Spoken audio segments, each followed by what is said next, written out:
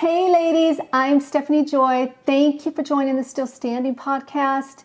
And today I want to talk about Esther in the Bible. And the first thing I want to say right off about her is that how every time I read her story, I always notice that at first she was not feeling confident about her God assignment. In fact, she tried to push back against it. She did not want to ruffle the feathers of the norm in the palace. And so we see in the first few chapters of Esther how the king chose her to be his wife and his queen. And then we see that she's settling into her new role. And she is enjoying the beautiful gowns, the jewels, her hair being all made up, enjoying the fine dining food, the bath salts, being pampered and taken care of, and all these banquets, dinners, and events that she's going to. Everything is like picture perfect until we get to chapter 4 in Esther, where Mordecai, her cousin, the man who raised her, is seen in the middle of the city near the king's gates, and he has torn his clothes. He's wearing sackcloth and ashes, and that was a big thing back in the Old Testament when people were desperate, devastated, worried, just beside themselves. They did this. And so her servants and maids come and tell her, Esther, Mordecai, your cousin, this is going on. So she becomes alarmed and worried, and she's going back and forth with him like, what is going on here? He starts telling her this plot about this man Haman, who, by the way, has her husband's ear and favor, is in good graces with her husband, who has been plotting against Esther and her people, because Esther is a Jew. The king does not know that she's a Jew at this time. And so Mordecai is telling her he is getting ready to destroy us. You need to do something. You're in a position to do something, Esther. Well, Esther does not want to do it. You can tell she's very apprehensive about it. She's nervous. She's feeling a little bit insecure about it. And she's going back and forth because she knows if she goes in to see the king without being invited, she takes the risk of dying, of being killed, of being banned forever. So she is very, very nervous about it. Eventually, though, we see that Mordecai says this to her in verse 14. I want to read it to you, chapter 4, verse 14. For if you remain completely silent at this time, relief and deliverance will arise for the Jews from another place. But you and your father's house will perish. Yet who knows whether you have come to the kingdom for such a time as this. So then she sends a reply to him and tells him, go gather all the Jews who are present in this area and fast for me. Don't eat or drink for 3 days, and my maids and I, we will do likewise. And then she says, I'm going to go to the king, and if I perish, I perish.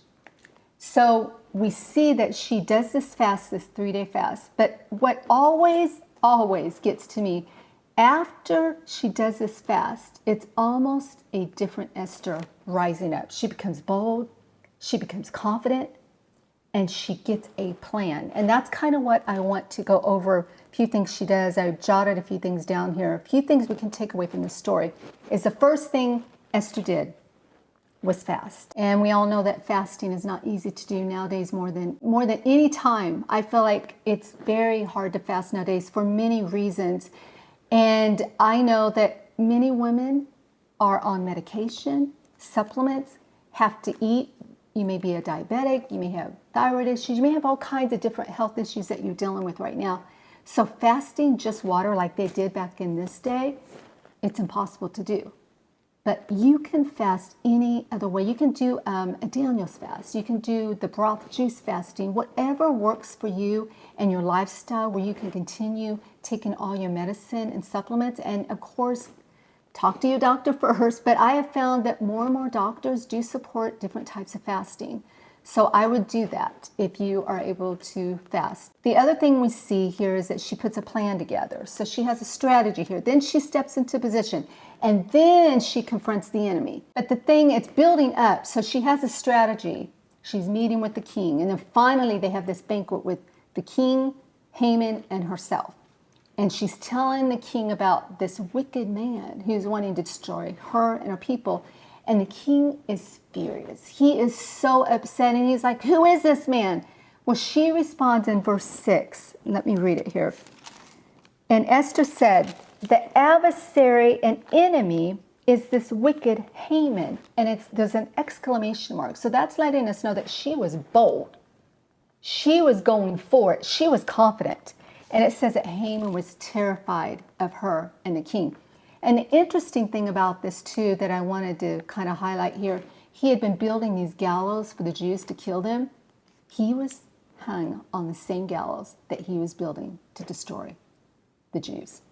I just thought that was fascinating. The same thing he was wanting to do to those people, it happened to him. So I do want to encourage you to fast if you're able to. Of course, like I said, check with your doctor. Find out what works for you, because God will bless you. God knows what we can give up. He knows what we are unable to give up due to health reasons and whatever you're going through in your personal life. Everyone has something I know that they're dealing with in their personal life.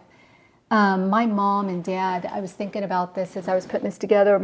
I grew up in a home where fasting was it was a normal way of life. My dad often did 3-day fasts. Now my mom, she did those long extended fasts, those 21-day fasts. She even did a 40-day fast one time.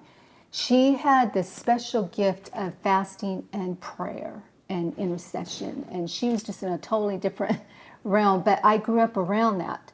But now, as I've tried to do a few longer fasts, it's really tough with the lifestyle, traveling. I have some thyroid issues, so I'm on medication now. I have some other things going on. I have to take these supplements every day, and I'm trying to get healthier. So I know there are so many women out there just like me. I talk to them all the time. And so fasting can be difficult, but we can find ways around it and give up things that God will see that we are trying to do our part in fasting. The second thing is that Esther did is that she got a plan. We need to get a plan. What have you been putting off? What have you pushed to the back burner? The other thing is write down the vision. Habakkuk 2:2 talks about this, to write down the vision. So write down the plan, write down the strategy. And then I would say one of the most important things here, pray over it. Start praying over that strategy. Start praying over that vision. Start praying over that dream. Start praying over that plan. Every day, bring it before the Lord. And then go for it. Tackle it. Start pacing yourself. Start preparing yourself. Start working towards that. And I think it's really important here that I want to talk about just briefly is that so many times we go through difficult seasons, whether it's, I've talked about grief before, whether it's a divorce or a broken relationship or a financial crisis or a health crisis. I have friends that are battling cancer, diabetes, heart disease, so many different things. I mean, it can be anything. And so many times when we have a vision, when we have a plan, we have a strategy, we can actually end up putting it on the back burner and then forgetting about it because we're so focused on what's going on in our lives. I want to encourage you that as you are writing down the vision, getting a plan, getting a strategy, and praying over it every day, that there will be times that you may have to put it on the back burner and hit pause, because you will have to focus on what's going on in your family, what's going on in your own life.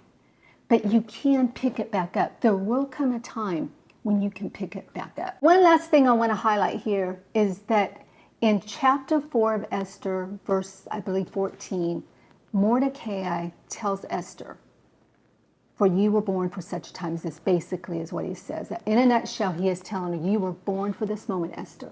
Well, I want to echo those words and tell you that you were born for such a time as this.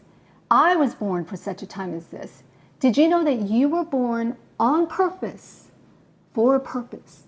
So I want to encourage you as I'm wrapping this up that yes, you may have to take breaks. You may have to handle some situations, but then pick it back up and step out of your comfort zone and go at it again and let God lead you. Let Him guide you, and He will help carry you through the twists and turns in life.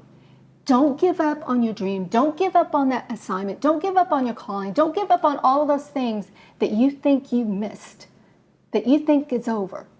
Pick it back up because you were born for such a time as this.